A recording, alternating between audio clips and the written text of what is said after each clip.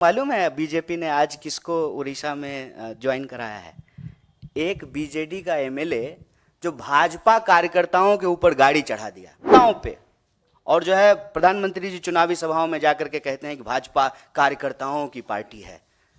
उनके कार्यकर्ता के ऊपर जो गाड़ी चढ़ा दिया उसको ज्वाइन करा लिया है। क्यों बनाए हुए हैं? अभी 400 छोड़ करके 20 नंबर याद रखिए। इसलिए नहीं जवाब दे रहा हूं। ऐसा नहीं है कि हमको जवाब नहीं देने आता है, जवाब दे सकते हैं, ले विषय कुछ और है। एक बात बताइए, अब की बार 400 पार अगर हो जाता तो एन केन प्रकारेण किसी को भी, आपको मालूम है बीजेपी ने आज किसको उड़ीसा में ज्वाइन कराया है? एक बीजेडी का एमएलए जो भाजपा कार्यकर्ताओं के ऊपर गाड़ी चढ़ा दिया। एक तो मुझे नहीं मालूम कि आजकल के नेताओं को गाड़ी चढ़ाने का क्या शौक है। वो टेनी जी का बेटा किसानों पे गाड़ी चढ़ा दिया था। तो ये बीजेडी का जो नेता है वो बीजेपी के कार्यकर्ताओं पे, और जो है प्रधानमंत्री जी चुनावी सभाओं में जाकर के कहते हैं कि भाजपा कार्यकर्ताओं की पार्टी है। उनके कार्यकर्ता के ऊपर जो गाड़ी चढ़ा दिया उसको ज्वाइन करा लिया है। क्यों?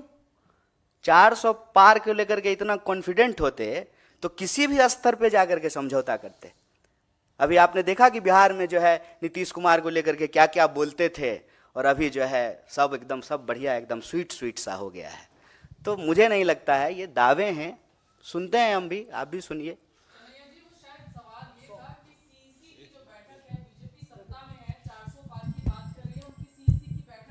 पहली लिस्ट की तैयारी है, आप लोग विपक्ष में हैं, आपकी सीईसी कब होगी इसको लेके कोई क्लैरिटी नहीं है।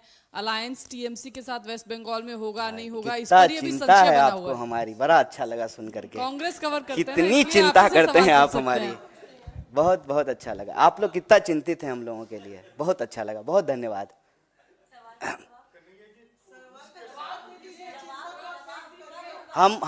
हम ये प्रेस कॉन्फ्रेंस एक बहुत ही गंभीर और संवेदनशील विषय पे है। चुनाव सीट नंबर के लिए प्रेस कॉन्फ्रेंस नहीं रखा गया है।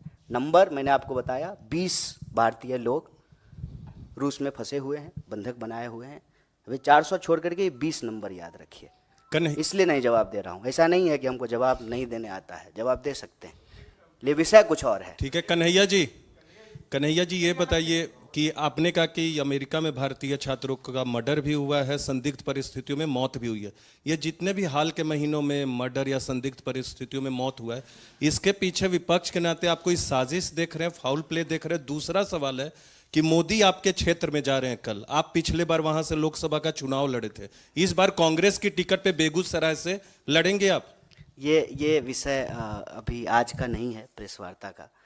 पहला सवाल जो आपने पूछा है कि भारतीय नौजवानों और विद्यार्थियों के साथ आए दिन कोई ना कोई घटनाएं होती रहती है। मैं ये नहीं कह रहा हूं कि साजिश है, लेकिन एक चिंताजनक और गंभीर परिस्थिति जो ज़रूर है। मान लीजिए कि मैं बार बार कहता हूं कि देश के भीतर की समस्या को बाहर जो घटनाएं घट रही है उसके कॉन्टेक्स्ट में देखने पे चीज़ें आसानी से समझ में आती है। मैं बार बार कहता हूं, मैं बिहार से हूं, और जो है जब हम लोग महाराष्ट्र जाते थे तो हमारे साथ भी जो है कई बार ऐसी घटनाएं घटी। गुजरात में कई बार जो है ऐसी घटनाएं घटी। ऐसी घटनाएं क्यों घटती हैं? ऐसी घटनाएं तब घटती हैं जब बिहार में रोजगार नहीं है और हमको मजबूरी में बाहर जाना पड़ता है। वैसे ही भारत में अगर रोजगार की स्थिति होती तो भारतीय नौजवानों को बाहर नहीं जाना पड़ता। पहली बात तो ये। दूसरी बात, जब हम कहीं जाते हैं तो आउटसाइडर्स को लेकर के एक इनसिक्योरिटी होती है स्वाभाविक रूप से, और कैंपेन भी यही किया जाता है। आप लोग अक्सर सुनते होंगे कि बाहर का लोग आकर के रोजगार ले लिया है, बाहर का लोग आकर के यूनिवर्सिटी में हॉस्टल को कब्जा कर लिया है, यूनिवर्सिटी को कब्जा कर लिया है। तो इस तरह से जो है आइडेंटिटी के आधार पे पोलराइजेशन होता है, ध्रुवीकरण होता है, और नफरत फैलाई जाती है, और नफरत का शिकार जो है वो लोग होते हैं। मैं ये नहीं कह रहा हूँ कि भारत की सरकार की साजिश है, लेकिन ये परिस्थिति है। इस परिस्थिति में भारत की सरकार को एक्ट करना चाहिए, हम ये मांग कर रहे हैं।